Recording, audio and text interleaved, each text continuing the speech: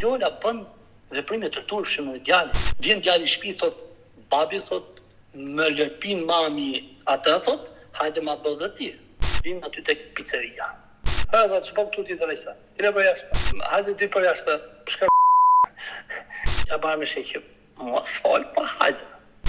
E kam respektuar jo si bashorte, por si fëmin tim.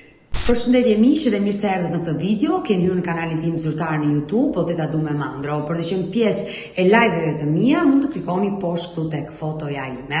Mirë, ditën e sotme në live-in tim do ha dritaren për një 37 vjeçar, quhet Bukurosh Ruda, i cili do të tregojë problemin që pas me ish bashorten e tij. Të martuar prej shumë vitesh, prej 13 vitesh, dhe në fund të 13 viteve, pra kur ata ishin në prag të divorcit, u bën prindër të një djali. Në vend që të gëzonin, u ndan dhe sot ky babai ka të pamundur që të takojë të birin e tij. Por çfarë ka ndodhur dhe si është historia, do të jetë pikërisht zoti Bukurosh që do na i rrëfej ditën e sotme, ndaj ha dritaren dhe e ftoi. Bukurosh, përshëndetje nga Tirana. Përshëndetje, si jeni? Mirë, më ke telefonuar, në fakt kemi shkruar këto ditë bashkë dhe ke një rast që kërkon ta denoncosh dhe me sa kuptova nga mesazhet, problemin e ke me fëmijët. Po. Çfarë ka ndodhur? Atëherë, puna ime është punë një problem i gjatë, një problem si do shi pa drejt i ndodhur, i montuar dhe politikisht. Politikisht? Dhe politikisht, sepse unë kam qenë funksionar i Partisë Demokratike. Tani shikur që na erdhën dorë me këtë rast dhe o burra të bëjmë ç'është e mundur, unë do ta sjaj me pak fjalë një procesin, me fjalë me 2-3 gjana, do ndal një 2-3 pika. Atëherë, unë që unë Bukurosh Ruda, unë në profesionin tim jam infermier. Po. Profesioni, si që është profesioni, ashtu jam dhe vetë human, në atë pjesë që unë t'i shoh një pacientët në rrugë, u vindim me çfarë mund të mund, edhe jo ma me bashortën time. Çfarë do të thonë me këta? Bashortja ime ka pas probleme, që kur unë jam lidhur me të, ka pas probleme të shëndetit, disa gjëra, më ka shumë probleme. Ku flasim probleme shëndetësore fizike apo të shëndetit mendor? Jo, të flasim për probleme fizike në radhë parë. I dashur të pjesës mendore kam pas probleme më mbrapa. Okej. I dashur Bukurosh, që ta kuptojmë qartë historinë, më lejon të pyes? Po patjetër, s'është problem. Tash më mirë ta sqaroja unë më pas më pyes, ose ta bëjmë kështu monolog, pyetje përgjigje, s'është problem. Duhet di që jam gazetare, më mirë është intervista. Unë do të pyes dhe gjërat që si kuptoj. I dashur Bukurosh, asnjë problem. Jeni babai i sa fëmijëve? Unë jam babai i një djali. I një djali. Djali im qëtëroj, është i dablindjes 27 i 9/2021. Është i vogël. Sa vjeç? Është i vogël. Është i vogël, është 4 vjeç, pa 3 muaj i bie. Që me këtë që sepse në datën e 7 ai mosh dhe muajin e 9 për pjesën 100 vjeç u bëft, 100 vjeç u bëft, por bashortja juaj si quhet? Ish bashkëshortja juaj? Atë bashortja ime quhet Gjilola Ruda, Garunja në pjesën e. Edhe një emri, se nuk e dëgjova? Edhe një emri? Gjiljola. Atëherë do të pyes si e njohur ti me Gjiljolën para sa vitesh, për të ma treguar historinë e dashurisë, ndarjen dhe problemin, për ta kuptuar. Historia ime është pak se veçantë pjesa e njohjes, sepse do të qenë se njihshin familje, edhe po thosë është bërë familjare, në fjalë jo me pjesën e marrës me dashuri kësaj pjesë. Ka qenë blesëri. Familjar. Kështu me fjalë njihshë babain e saj, ishte dëshira e babait të saj, dhe u bë kjo punë. Gjithsesi unë e kam respektuar jo si bashorte, por si fëmin tim, pse do thosh në këtë mënyrë, sepse tim shumë mirë që bashortet në moment që e mirë të do, në moment që si e mirë nuk të do. Patën me atë njohuri që ma që dalje sa ka mund. Unë nuk mendoj kështu. Unë mendoj që një bashkëshort duhet në të mirë dhe në të keqe. Jo, po themi rastën përgjithësi, sepse bashortja po deshe me diti për mendimin tim duhet më shumë kur është keq. sepse në momentin që është keq personi, atëherë do t'i vish në ndihmë, do të bësh gjithçka për ta shpëtuar dhe për ta përmirësuar apo lehtësuar shëndetin e saj. Ju jeni njohur përpara 6 viteve, 5 viteve, kështu i bie. Jo, njoja është e largët, është në vitin 2013-ës, pra flasim të 12 vjet përpara. Ti je martuar përpara 13 viteve? Po, para 12 vite saktësisht.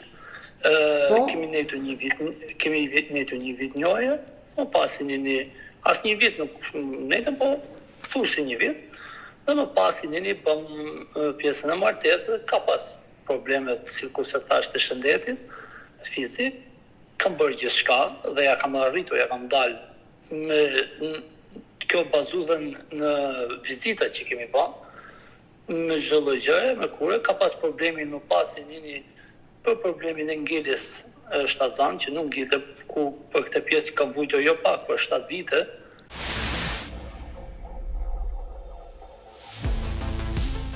Bukurosh, kur themi kishte probleme fizike, nga se vuante?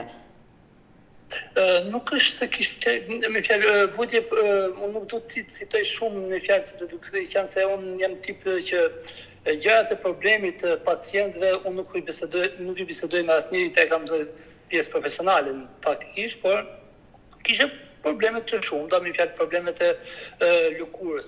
Një nga këto që kurrësh shumë, kishte probleme me pjesën femërore, dhe kemi marrë mjekimet, okej. Mirë, çdo gjë ka shpërmirë, po pasi sepse mendova, i dashur Bukurosh, mendova që kishte probleme shëndetit, mos vuante nga ndonjë organ, mëlçia, veshka, zemra, por probleme me lëkurën. Energji organit faktikisht. Probleme me lëkurën, i dashur Bukurosh, puçra, alergji, infeksione, janë normale, çdo kush mund t'i përjetojë në jetë këto. Ka pas dhe probleme të tjera, po më thashtë që thjesht po rezervohem në pjesë që nuk po i them për arsye të në fjalë etikës profesionale që kam, sepse nuk i diskutoj në fjalë, po t'jetë na afër kështu personalisht. Jo, e qartë, nëse ti nuk do ta bësh publike sëmundjen dhe problemin që kishte gruaja juaj, është e drejta juaj, por gjithnjë të pyeta, domethënë jeta e saj ishte në rrezik, kishte ndonjë problem vërtet serioz apo gjëra që mjekoheshin dhe kalonin? Jo, ato ishin lënë, me sa kam kuptuar me fjalë unë në ana profesionale, ato ishin lënë të agravoheshin, edhe nuk e di se cila ishte gjë për cilën pse kishin lënë deri aty, po gjithsesi gjëra që rregulloheshin, por doheshin një kohë dhe ka hangë goxha kohë kjo pjesë. Ju në atë kohë sa vjeç ishit dhe Gjiliola sa vjeç ishte? Atëherë, unë tani jam në moshën 37 vjeç, më është 22 shtator, më gajt para 12 vite. Ke qenë i ri. 5. Po Gjiliola sa diferencë kishit? Gjiliola në mos gabofsha ka qenë jo më diku te 23, sepse pak vite është me mu 2-3 vite mos gabofsha. Ajo i bie 35 vjeç, 36 vjeç. Diku aty sepse ishte ku jemi njohur ka qenë diku te 22-23 diçka tillë. Ju të dy jeni po nga Elbasani, mos gaboj. Të dy unë jam në Shushica, në fshat Elbasani. E qartë, por që ju merr Elbasani. Atëherë ndalemi këtu. Ju njohu babai juaj dhe babai Gjiliolës, vendosët. Faktikisht ka qenë babai asaj që ka bërë këtë pjesë, mendimet dhe babai tim që ka biseduar dhe kjo ka qenë gjë. Por gjithsesi, ti e pëlqeve, re dakord dhe pranove të martoheshe me Gjiliolën, jo se ta dhanë me zor, besoj. Normalisht. Mund të më tregosh për jetën tënde, pra sepse ti më tregove që sa u martove u përballe me këto lloj probleme. Probleme të cilat mund të jenë probleme të grave, flasim për pjesën e organit. Problemet që pa të grave ishin goxha të rënda sepse ishin 2 infeksione, të cilët më arrin dhe aty sa mund të rrezikoj edhe shumë. E kuptoj, por gjithsesi, tani unë jam grua vetë dhe po flas me ju, unë duke ditur që ju jeni një infermier dhe i kuptoni shumë mirë mjeksin, unë jam një gazetare që nuk kam komplekse kur të flas realisht, por që unë jam e sigurt që çdo grua në jetën e saj, qoftë dhe një partner të ketë një jetë, jo shumë partner, se thuhet që infeksionet merren më shumë nëpërmjet marrëdhënieve seksuale, por dhe një partner të kesh një jetë, çdo grua në jetën e saj e ka provuar infeksionin. Domethënë janë gjëra që përballen gratë, edhe meshkujt sigurisht. Nuk është se hedhje dyshimi për këtë pjesë, apo kupton? Jo, as pak. Po pra, As nga ana ime nuk ka pas gjë të tillë, sepse vetë si persona ata që më njohin, jam një i tepër korrekt, tepër serioz dhe nuk jam tip. Por pse ma nxore problem të bukurosh, ma nxore problemin e parë kryesor, pikërisht infeksionin e saj që jo, thjesht ta thash bukuroshin.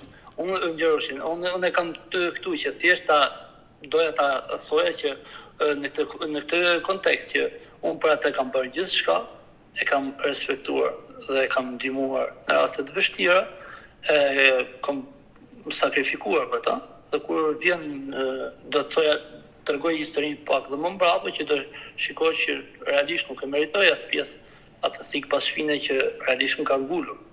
Sepse do ma tregosh hapa sapi dhe dua të dëgjoj me vëmendje ditën e sotme. Bukurosh, ti u martove dhe si nisi martesa jote me Xhiliolën? Martesa që shumë mirë, mas disa kohësh që ne u martum, kemi shkuar në jashtë shtetit, kemi nejtë për periudhë të gati 2 vjeçare ndaj. Më pas kemi kthyer në Shqipëri, përsëri, kthimi në Shqipëri në një moment nuk ishe i mirë. Pse? Për shkak nuk ishe i mirë për shkak të disa rrethanave të cilët ndodhen. Tash shumë gjëra nuk du t'i bëj sepse duke qenë se janë probleme familjare dhe unë i kam pak si vështirë t'i nxjerr problemet familjare në Jo, ato bukurosh. Unë mund të bëj shumë pyetje, por ti përgjigju pikërisht vetëm atyre pyetjeve që do t'ju japësh përgjigje, kështu që nuk të detyroj të më përgjigjesh.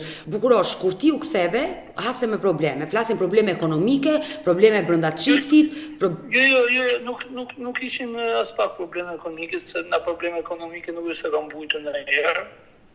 As probleme me fjalë brenda çiftit, që thjesht ishin problem familjarët e Xhiliolës, me fjalë kryesisht e ama dhe jati, të cilët futshin hunët. Prandaj tash jam pjesë që unë nuk du t'i po më mirë se në atë pjesën. Unë thjesht duhet dalë të thelbi të cilën është. Bukurosh, ju keni arritur në ndarje dhe në divorc dhe me sa po kuptoj unë ti nuk po takon do djalit tënd sepse përgjatë viteve gjërat janë akumuluar, njëra pas tjetrës. Nuk ka pas kur akumulim, përkundër jam mundur në atë pjesën time që jo vetëm ti sqaroj, po edhe të bëj që ata të kuptojnë që vërtet që unë vërtet nuk mund të ndërhysh në disa gjëra. Pra me në çiftit, pra nuk mund t'i bësh vajzës venin zjarr, si thosh. Ti duhet si nën, duhet të respektosh, duhet marrësh vendin tënd, unë jam plotësisht dakord, por jo të kalosh caqet. Sepse çdo prind kërkon të mirën e fëmijës. Por që kjo nuk ka të bëjë me këtë pjesë, nuk ka, thjesht ishte një problem momental, nuk është ishte një problem kështu. E qartë. Por si vazhdoi jeta juaj? Si vazhdoi jeta juaj më pas?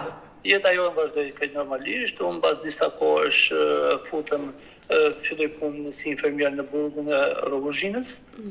Realisht kemi titull si ndihmës mjek atje. Ka qenë periudha e Covidit, pa fillu. Sa kish filluar periudha e Covidit. Pra, le të themi nga viti 2013 deri në vitin 2013 Bukurosh, deri në vitin 2020 ti nuk e pasur probleme, ke pasur një jetë normale me Xhiliolën. Jo, absolutisht jetë normale dhe bilës bashortja ka qenë në ato pjesë që në ato bashorte që realisht më ka dashur, më ka respektuar jashtëzakonisht shumë dhe kam dashur, kam respektuar dy fishin e më shumë se dy fishin e respektit të asaj. Normalisht do vend ku shkojmë, ishim bashkë, po thuj se nuk dashmi gjatë ditës. E ke dashur dhe të ka dashur, e qartë. Normalisht.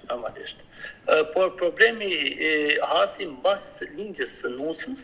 Por jo, ndalemi tek 2020 kur ti fillove infermier, ndihmës mjek në Spitalin e Burgut. Po.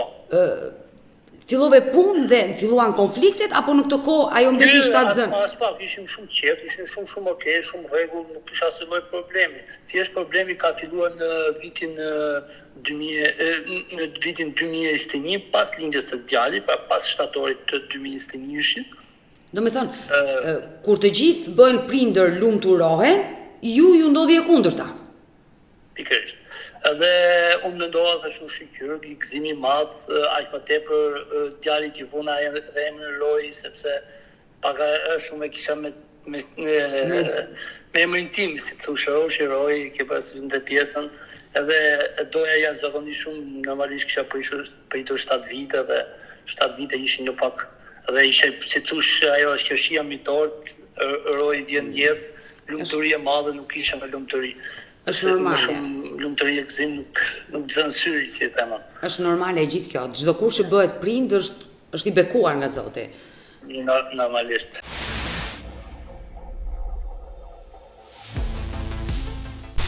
Mbas lindjes së djalit, më komunikojnë që nuk e shohin mirë bashortën. Ka të shenja të depresionit postpartum, pra pas lindjes. Çfarë bënte? Realisht mori një nxirje në fytyrë, nuk fliste,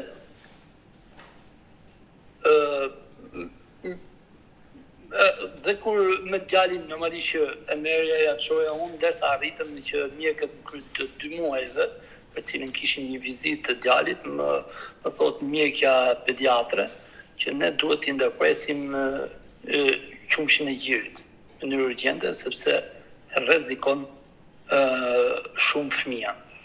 Okej, ndërprem, në Gjilolës ju shfaqen edhe problemi i tiroideve, kishe mungesë të theksuar të jodit, kishe një fryrje të pjesës tiroides goxha, edem, dhe e morë normalisht e kam qunë në privat, e kam qunë të doktoresh Anila, nuk e mbajmë në emrin se si e ka, pavarësisht se kam pas pedagoge, po ka një mbiemër shumë të ngatrueshëm dhe e qunë të doktoresh Anila, e kur unë për disa kohësh, dhe gjatë kësaj kohe filloi të agravosh edhe situata, i dha doktoresha i ka dhënë një qetësues, me fjalë Gjilolës për stresin e pranë, për këto. Kjo është një fatkeqësi. Një pjesë e mirë e femrave e përjetojnë këtë depresion pas lindjes. Normalisht, pavarësisht se unë i qëndroja afër, thoja mos u mërzit, më shketin, ke mund, për çdo gjë përgjigjem unë.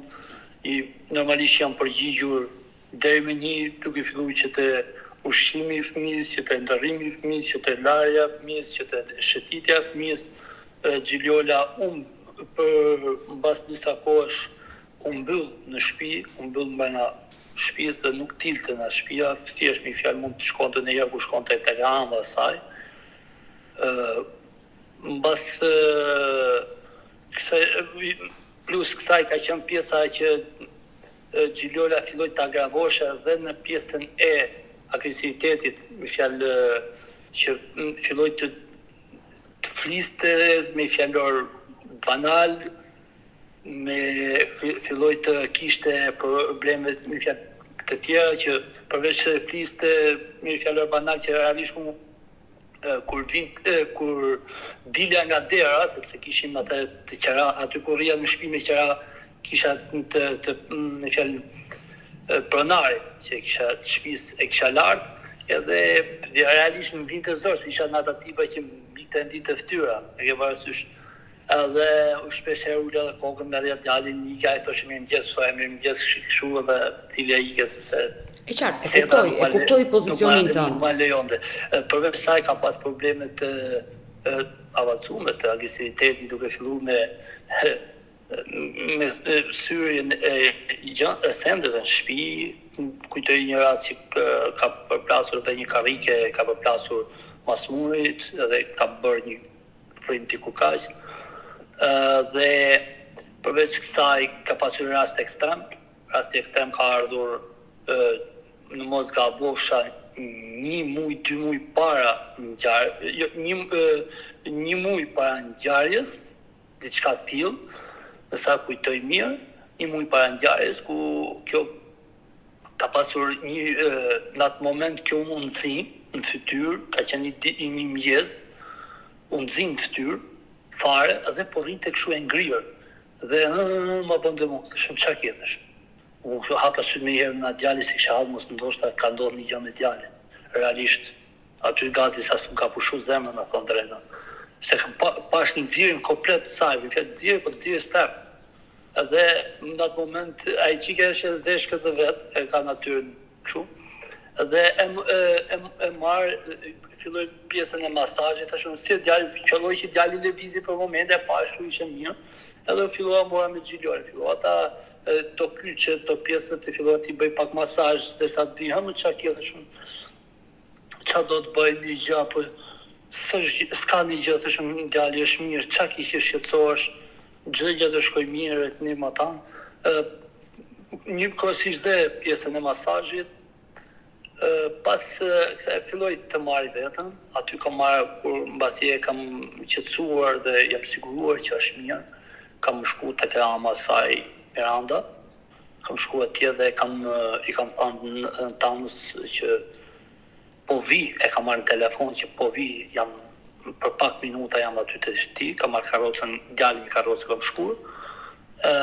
Dhe duke qenë se për fat mirë ama ishte vetëm aty, thash në mëngjes se këta nuk ishin zgjuar, i shoqi dhe djali i saj nuk ishte zgjuar, kemi folur jashtë, kam thënë që jam tremur shumë sot, thashun realisht, sepse nuk e kam pa këtë situatë, thashun këtu Gjilola, thashun unë nxi në fytyrë, i kam ba masazh, mezi erdhi në vete, i dhash pak ujë, thashun biles pak fare i futa dhe i dhe me voja pak raki këtu të pjesët e buzëve, thashun pak fare futa dhe vojë, thashun që si të vish në vete, sa thashun erdhi në vete, tani është mirë, thash, por unë gjykoj thash që ne duhet ta çojmë, thashun ta vizitojmë, se nga i vjen realisht kjo pjesë, ose kjo nxirje, realisht kjo është karakteristike e ankthit. Edhe kur tjetrin e kap ankthi e paniku, ai mi fjalas nuk të fetas nuk banë dhe të nxirën fytyrë.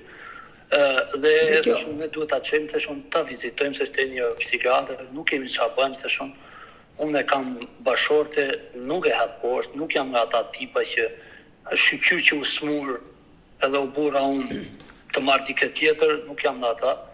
Thashun biles do ta bëjmë kështu, thash asaj tanës që ti do marrësh Gjilola, duke qenë se djali, thashun, ka tekat e veta, se ishe mos gabosha 21 muajsh në atë kohë, dhe 21 muajsh ka qenë perioda e qershorit, edhe unë i kam thënë që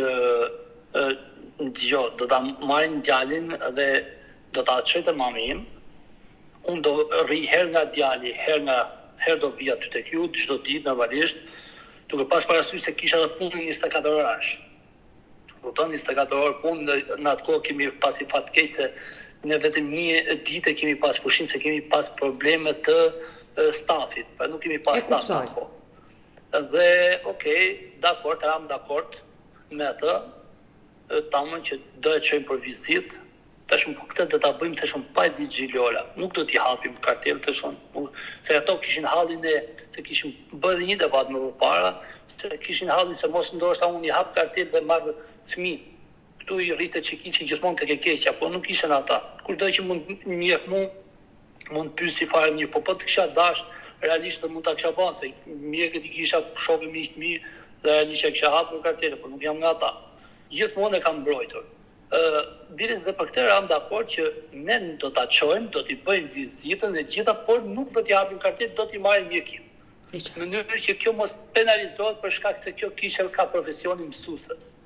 Dhe të masin e ka për psikologji institucion. Okej, dakord, ram dakord, shkoj tek një miku im i lartë, një funksionar i lartë, dhe i kërkoj që për një doktor, lëm takim me doktorin që më thanë, do ishte në datën 1 gusht. Realisht takimi me mjekun, neuropsikiatër, vinte nga jashtë. Ishe joni, po kishe shkuar jashtë në atë kohë, edhe do vinte, okay, dakord. I kthej përgjigje që jam dakord për pjesën që do vi në datën 1.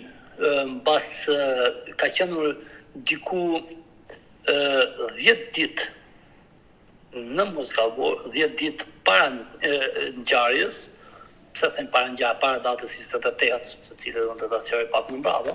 Ka qenë 10 ditë që Gjiljola e kam patur në shtëpi dhe më hodhi djalë, mori djalin siç e pati kështu në krah, dhe e hodhi kështu në pjesën e divanit, në pjesën e krevatit, në fakt. Aty kam thënë që çfarë bën. Dhe realisht jam trëndit sepse djali po të kisha me pjesën e kokës, realisht kishë mbaruar punë aty. Për fat mirë unë ka bash shumë derë, shumë respekt, nuk ka pas i ritëm, thotë ja që Bukuroshi kur ka ardhur qoftë dhe privatisht më ka kërkuar i cent. Jo vetëm që si kam kërkuar, por edhe kur ma kanë dhënë, ja kam pa në fëmija dhe kam lënë aty se të tillë kulturë kam. Okej, dakord. E kam bën me dashamirësi të madhe, s'është problem. Dhe vazhdoj ta bëj. Puna është që aty kam marrë nënën staj në telefon, i kam thënë që kjo nuk mund të vazhdoj më, që lloj situate nuk mund të vazhdoj më kështu, por ne duhet ti ta marrësh gocën deri në datën 1 gusht. Fëmin po e mbaj unë, nuk është asnjë lloj problemi, sepse unë nuk mund ta duroj se u bë realisht kur hodhi djalin u bë pa durueshëm aty, sepse ta edhe fëmijë nuk paska më keq kur ta hedhë fëmijën. Pra ti në këtë moment kërkove ndihmën e ish vjerrës që ajo të kujdesej për të bijën ti për djalin. Dhe jam dakord për këtë pjesë që okay, do ta mbaj. Edhe mori gocën në shtëpi. Çka bëri? Në datën unë atë kohë ka qenë 20 ditë që unë ka pas shërbim 1 ditë po, 1 ditë jo. Po. Është lehtësi ishte verifikueshme edhe njëve për Rogozhin, pra në burgun e Rogozhinës, ku më punoja, si ndihmës mirë ose infermier quhej si dush. Dhe në aty ka qenë 24 orë po, 24 orë pushim, pas 24 orës vinte se ti në orën 11 e ca vjen në Elbasan, 12. Dhe këtë vija fal një shoferi që kishim në Elbasani që shpërndante bukën se po të prisje makina do isha akoma dhe më shumë se e tillë ishte situata. Në atë kohë s'kisha as makina se më ishte prishur, okay. Dhe më pas ram dakord që ta mante mamaja, okay. Ishin të ditën që thashë vija na djali, vija dhe me fjalë djalin e kisha thënë herë na maja, herë dhe maja vet. Në datën e 27 unë kam qenë punë. Më merr mami im dhe më thotë që më kërkon Gjiljola djalin në anti-VP Rogozhin, me anë të numrit e burgut Rogozhinës. Plasim 27 qershor të kujt viti? 27 korrik të 2023.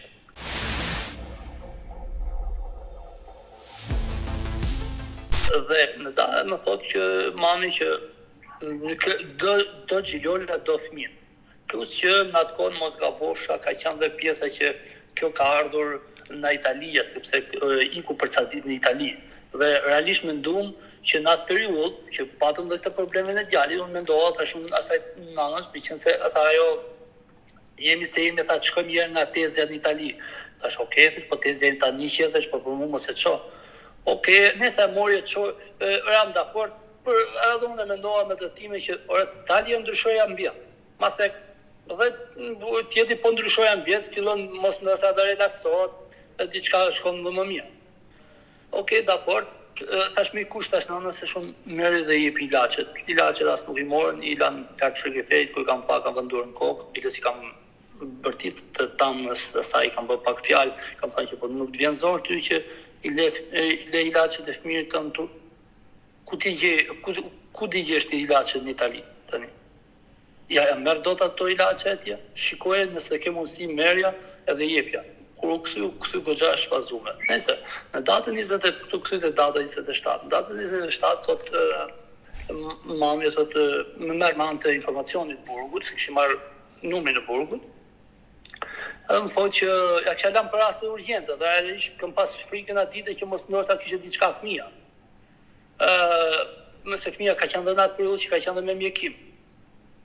Sepse shumë ditë përpara ka marrë ftofje, para se kjo të shkonte te nëna. Ka një 10 ditë kur indi fëmia. Intensiv, me fjalë nana, me ka pas bërë injeksione 2 dhe përveç saj ka bërë ceftriakson. Dhe dyta është kuru me pjesën e inhalacioneve dhe pjesën e shurupit. Okej, dakord. Nëse kthehet Gjiljola, më thërët e shef informacion, të të bërështë të kërkon familja. Unë, si që ashtu zbërës një frym, mbyll derën e punës, normalisht ne kemi të tillë që ne na vinë të burgosit vetë lartë atje, edhe ndërherë edhe të pashkëqërhu, sepse nuk të bëjnë rrezik. Kupton, është thjesht një fjalë gjërat tona, me fjalë si i kemi rënë dakord vetë për çdo gjë. Okej, dakord, ose për t'i gatshëm i lartë. Në atë moment e kam mbyll për siguri, e kam mbyll derën, e kam dalë shpejt. Kam folë, mamën e çfarë ke, tha, ka marrë Gjiljola, tha, dhe do djali. Një punë realisht isha me mendimin që mos e dërgonte, po duke qenë se ishim shefi i policisë Edmund Alimadhi, nuk më la atëherë për shkak një konflikti që kemi pas për punë partije, sepse u blen votat në burgun e Rrogozhinës, u blen, me fjalë, u detyruan burgosmit, nuk u blen, nuk mund të quhet bler, u detyruan burgosmit që të votojnë 100% për atë thuajse 98% për Partinë Socialiste. Okej, dakord. Edhe që si ka kjo pjesë, në fjalë gjë politike, dhe i kërkoj qëti shefi që të dalë jashtë flasë të komunikoj me telefonin tim me familjarë, nuk më lejon, okej, kam folë, kam tha mamit mirë, të shumë tjeti vetë, të shumë qoja, por situatën mamit nuk ja kisha të rëguj që këtu situata, në fjalë të ngjarjet që ka rreth fëmijën apo po bën të veprime. Okej, dakord. Deri këtu i jep fëmijën mami, edhe ndarë nuk kam folë, nuk kam komunikuar me familjarët të mi, për shkak të situatave që ka qenë atë ditët të burg, okej. Dhe më pasi nini, shkoj dhe të nesmen, sa po dal nga puna, më merr Gjiljola, shku fillon atë fjalorin e vetë banal, dhe unë që i themi rri që të sotë qëketi do vizemra do të rregulloj, mos e vamenje, edhe pak ditë ka ngelur, qëket do rregullor, do bësh mirë, tjetër më radhë. Po pa i thënë që do të qojmë në vizit. Okej, dakord. Shkoj të shtëpia, e kap qafët e putë, siç realisht e kam putën me madh, në fond drejtën. Mos andajnin qa kjo, për shumë, tha, në gjitha merë, djalin tha merë këtë drejta se nuk e du, tha, nuk e mbaj do, tha macaro, më ban, për shumë qëketi që të sohë, qumin e majun, të po di vete e kërkove.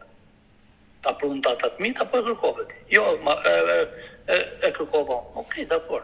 Ta një e kërkove, kur se ma e do, ti mere pra në telefonë, hajde mere, nuk më thoi që se ma, po e se mere, se unë kam të gjëra tjera, dhe së është problem.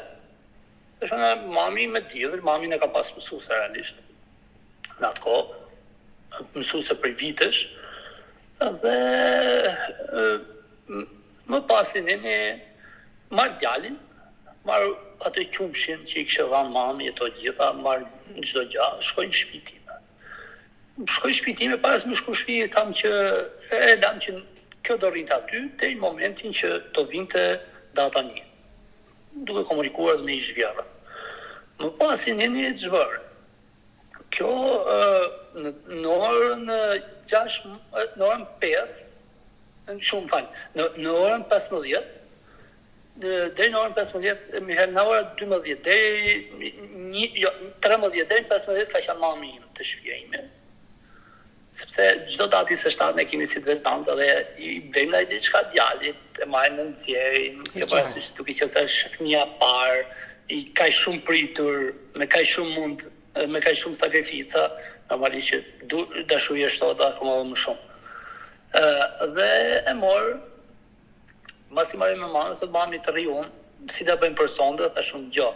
ti shkotesh në shtëpi si që bashkë me vllajin, si i vakam. Shko bashkë me vllajin në shtëpi, thash unë do të themi thash për masditën çfarë vendimi do marr, që do ta marr fëmin e do vi te ti masdite, apo do më vish ti në orën 5 të mjeshtu në shtëpi. Sepse në orën 5:30 dilja nga shtëpia dhe ngjarë duhet isha te rreth rrotullimi i luleve për tiku për në punë me personi që kisha në fjalë që çonte bukët. Se i kja bashkë me atë, sa herë kam shku bashkë me atë. Okej, dakord. Mirë, tha mami, thashtë e lam do flasim, kur do flasim, diku na ora 6, të shumë kemi për folë, okej. E mora, zgjohem në djalin na ora 6, pasi i thash ushqime tjera me radhë dhe vuan gjumë. E morë, u zgju djali, ama rrushë që u zgju, ka bavizan, hajde të dalim. E vesh, e ushqej, e bëj gati, marrë dhe ato gjarat pampersin, kremin, çdo gjë të lagura, u qumshin me vete, diçka kështu për të hangë që krun të dhamët. Edhe e marrë djali, e marrë çdo gjë me vete, e vëm karrocët poshtë. Edhe nisëm për gjumë. Më në aty ka qenë ja 2 gocat, një ishe goca e këtit djalit që që ikshin për në punë, ti shoku, dhe një ishe mbesa e këtje. Ajo mbesa faktikisht është shumë e fuqme me rojnë dhe donë të jashtëzakonisht shumë. Gjithmonë e vinte prapa, sa e shikte, e vinte të namën e vetë në fjallë, edhe tamën të dy në fjallë, edhe gjyshën dhe mamin, edhe vinte mas qunit tim. Do vi me rojnë, thëshe. Okej, me moshës ma, diku të 6 vjeqe. Më thot e gjyshë, thot, por është i përtojnë 2 dhe qyshti ma lehtë, se i marrën to, më se ramen, të shumë t'i bëj gjë. Po e gjë të lodra, të dujtëm një qikë të parku, bëm gjë të lodra të trenin, Elbasan, të aeroplani. Gjë që si për fëmijë, si më të lumtur. Po, por... Ti plotësojmë dëshirat. Edhe të mos i mungoj gjame pa pjallë. Më gjithse mosha djalit tim që i vogël, po prapë se papa e kështë qef trenin vetëm ato dritat e apo sa shiftat e jusë që për pjallë. Dhe nëse, në bas kësaj, këthem diku nga ora, ka qenë diku nga ora 8:30, jam këthyër, i kam dhënë fëmit, 2 fëmit, më fjalë gocën dhe mbesën shokut, mu të gjatari, lokal gjatari që është mbi shkollën Naim Frashis, dhe edish në mundin kufizus në atë portën me shkollën Naim Frashi, edhe kthehemi djalin që të haj picë, dhe të mendohem se çfarë përgjigje do i kthej mamës. Nuk ja kthea përgjigjen, më thënë drejtë në orën 6.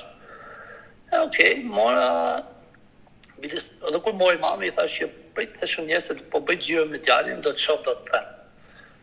Dhe mora djalin, ulem të pica. I the mami gjonë, në pami picë. Tani, edhe unë nuk po vi, po t'i bëj gati nëse mjesë se di vetë në të orarën të du të shpia. Në 5, kur them 5 fikse shumë, se ndryshe i bie thëshën ta unë këtë pjesën e punës dhe të shkojnë më vënje se kushëria hanë të fjallet e njëna. Më dërgon një mesazh, i bi telefoni Gjiljola, nusë me fjallë, unë e rëmë shkujt Ola. Edhe e shikoj, nuk ja haper në parë, me thonë të redu. Ta shumë kjo o të shme dhe me në time kushëria në gjonë, se po t'jabje telefonin dhe fillot e fjallë banale, pa lidhë në herë shumë gjana. I fliste kot pali dhe pa një shkak, se realisht jam tip që nuk i le shkak të flasi. Bile për kundër, si edhe kur flet unë përpiqem ta qetësoj, se duke parë se gjendja... Problemi që e kishte, i qartë. Por çfarë ndodhi bukurosh, për ta kuptuar? Dhe aty më dërgon një mesazh, nuk e di pas telefonatës para, dytë, gënjej për këtë pjesë, më dërgon një mesazh, thotë jam tek shtëpia. Mendova se kisha ardhur në shtëpi. Nuk e di dhe këtu nuk jam i sigurt, e marr vetë apo më telefonon, ajo nuk e di, edhe nëse hap telefonin dhe flas. Dhe i themi që që kemi çapon si e zemra e mirë. Të shumë, pse ke ardhur të shtëpia, thështë. Ne lam të bashkë thëshën që ti nuk do vije, sepse unë kam shërbimin e fundit nesër. Më thotë që jo, thotë, unë jam të shtëpia mamit, thotë, po vim atje te ti. që duket ishte telefon me Viva Voce, plotësisht jemi bindur që ka pas, sepse dëgjosh është zëri shumë i lartë, dhe më thot, në krahun tjetër që thot ai Jati, që se i thash jam të pizzeria, ku je, tha mu jam të pizzeria. Thash jam të pizzeri me kjera, po ulëm për herë, thash me djalin, pa i pizë. Tha, okej, tha, po unë po vi, tha aty. Në krahun tjetër thot ky Jati në fjalë Aliu, dhe thot ish vjeti, thot që të vi dhe unë thot ham një pizë të bashkët, se kemi kohë që si mi ullë. Thash unë pa me atë, hajde se mos do vinë me avion të shëto, po me taksi. Ato më kam do vjetë, shu jes me to. Thash unë po të prestu, i japë të fëminë, thash unë tikin të dyja me tamë në vetë në shpje, thash dhe ne ullim ham diçka, ose ham gjithë si qemi, si du shti, thash unë. Tha, këto nuk më marrin, tha se këto po vinë, tha me bicikleta, unë nuk vi do të, tha si ndjek do. Bëj si du shesh, po deshet pres. Zdeshe, pa po mirë, nuk po vi, okej, dakord. Vina as nuk shkoj atë 10-20 minuta, diçka tjetër, 15-20 minuta, ndoshta më pak, ndoshta më shumë. Vin rreth orës 9:30, realisht vin aty tek pizzeria. Tek pizzeria dhe çka ka xhilore, po të tillë me fjalorin që dhe të shpok tuti të rejsa. Ile për jashtë. Hajde ty për jashtë. Gjana që nuk janë normale, po këva e se bu mi kënë tja ftyra ku i them. Për nërë them që janë shumë gjana që më vjen zorë dhe t'i komunikoj. Të shumë ja barë me shekje. Mos falë, pa hajde. Unë isha në cepët tjeta, isha në cepët tjetër derës. Unë isha në krahun tjetër, në krahun e kundër që ishe Zhiljolla që futë shambërna. Pjesën e jashme, është i pjesë me xham aty te pizzeria me kera, përballë me shkollën në Infrashi.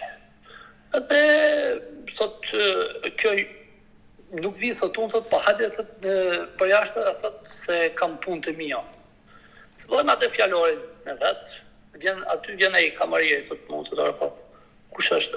Tash gruaja tash. Unë e di tha që ty të ka vdek gruaja, se ty s'kam pa, tha se realisht ka qenë periudhë gjatë, të cilët unë dila vetëm unë me djalin. Qyse po thuj se qyse ka le djali që të ka pas Xhilola problemin, veçëm unë kam dalë me djalin xhiro dhe Xhilola nuk të vinte mbrapa. Po. Nuk vinte për shkak të problemeve, jo se vinte se nuk do të më kuptoni drejt. Okej, dakord. I themi atit, jo më jo të shumë nuk se ne kam në rregull dhe shumë mirë të shkjohen, se shpo puna dhe gja pa qetë, se shumë ka problemet e vjeta.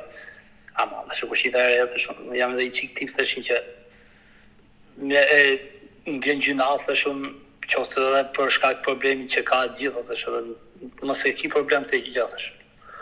Për pjesën e fjalorit, që se thaj, ky fjallor të se shpërdorë, të shumë lërët, pjesën e fjallorit, të shkak kur se kam problem, mund ti normalisht që nuk është problem fare.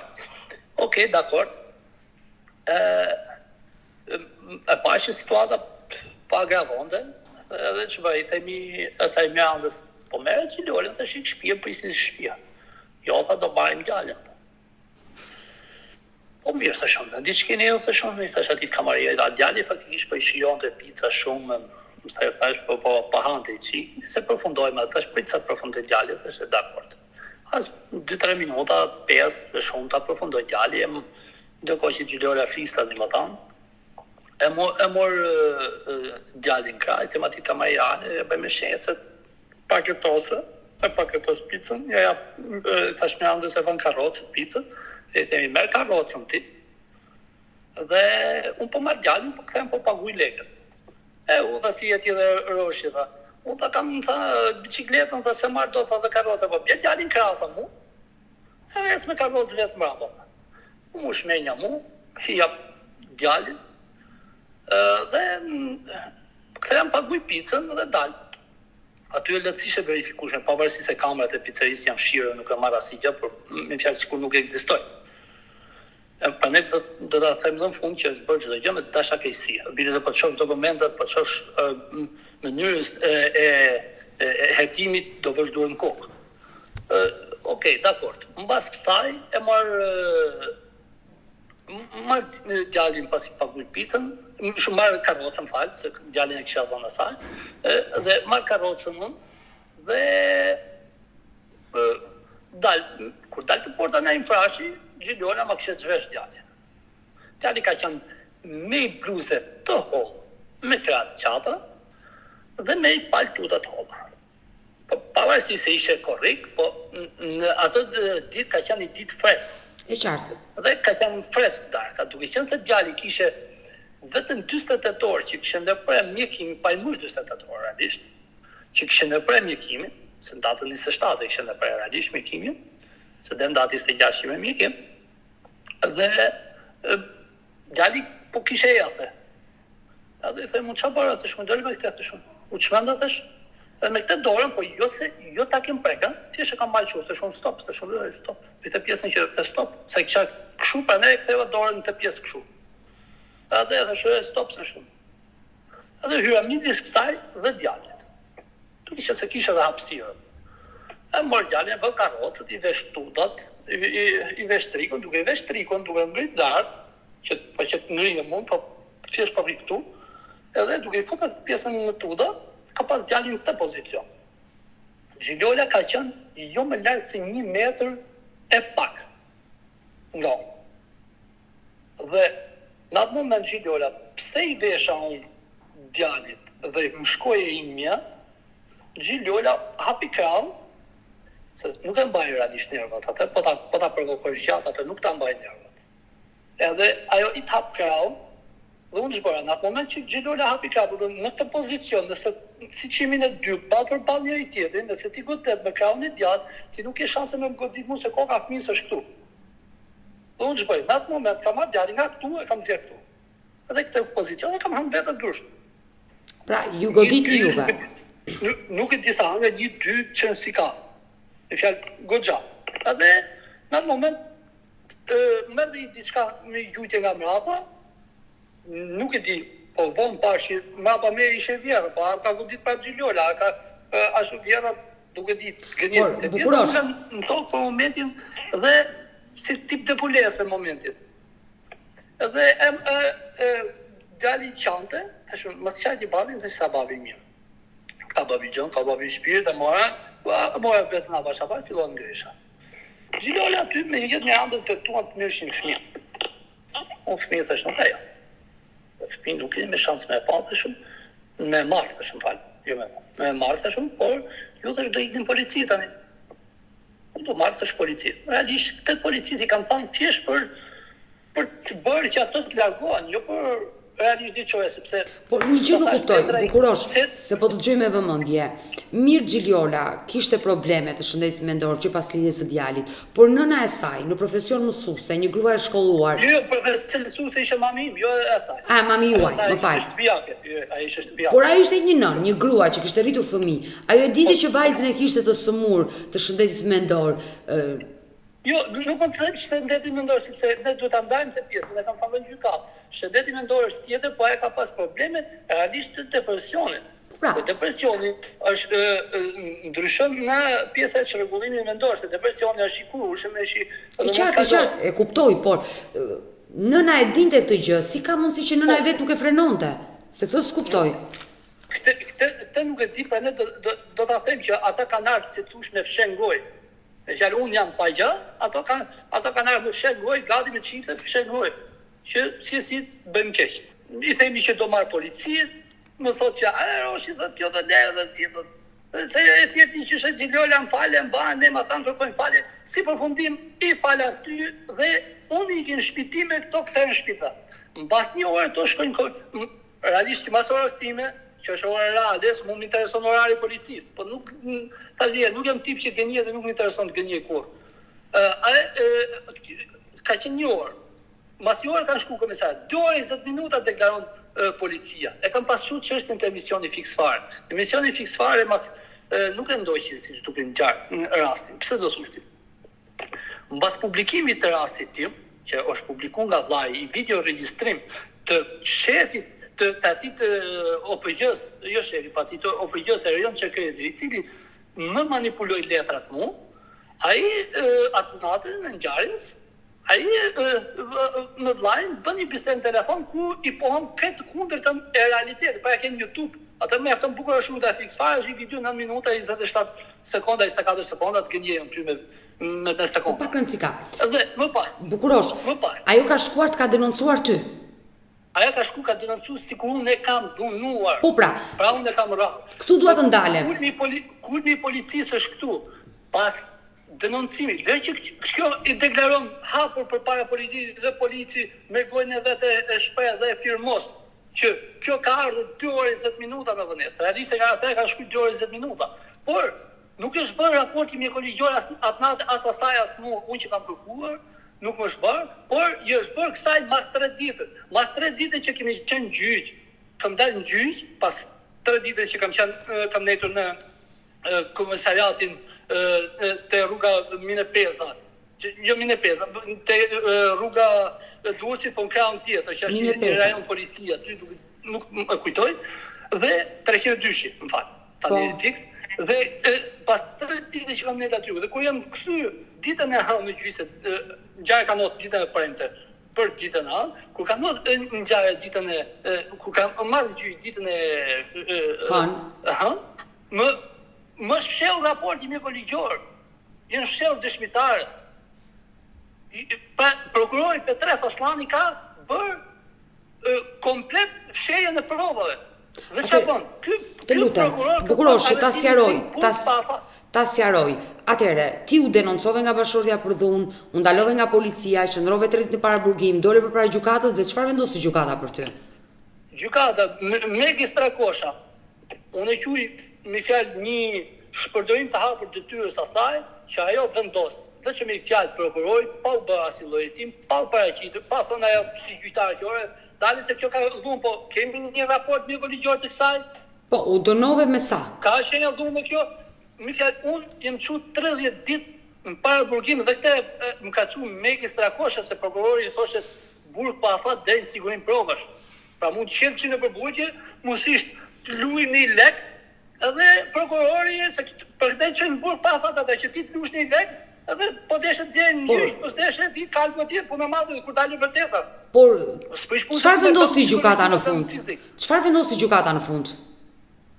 Mas 30 ditë, realisht ka zgjat 32 ditë, mas 32 ditë unë kam dalë në gjyq, pa 2 ditë më vonesë.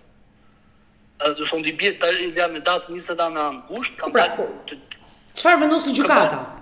Gjykata vendosi duke përfshirë dëshmitar, duke përfshirë raporti mjekoligjor, gjykata vendos në çojmë unë arrest shtëpie. Me arrest shtëpie. Ti u dënove me arrest shtëpie. 14 muaj e gjysmë, më fal.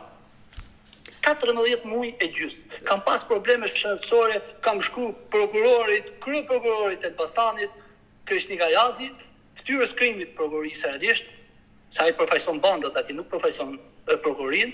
Ajo është faktuar edhe nga Partia Demokratike, që ai përfaqëson bandat, dhe përveç kësaj, ai unë në puls të vërtetuar nga mjekja 115 mund nuk lejohet të shkoja në vizitë.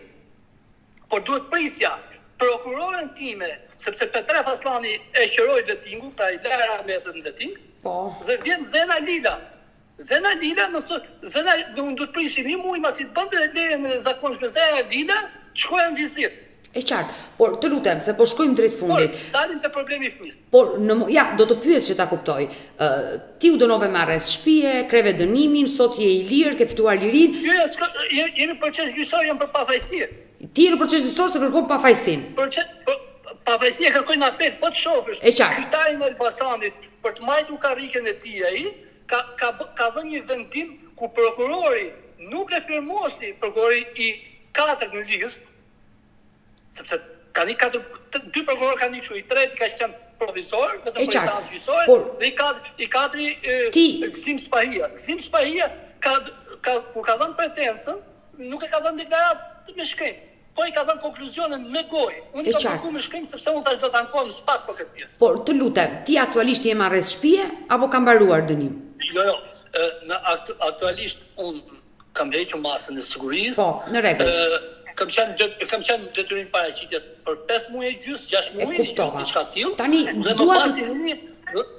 E kuptova qartë. Pasin një kanë shku me kemi dalë në gjyq, gjyqtari Elbasani më ka dhënë dënim të pameritur, pra ka asë konkluzion, a i dhe më i meqëm se prokurori, pra prokurori pretendon për i dhunë psikologjike në bazë të psikologje një orkestra, që unë ja kam demonstru dhe në aty në sanë gjyqi, dhe ja kam faktu që ajo nuk, e kam mbrojtur. Tani të lutem, dalimi te djali. Djalin e ka Gjiljola, nëna e vet, dhe ta pengon ta takosh. Çfarë ka vendosur gjykata për djalin?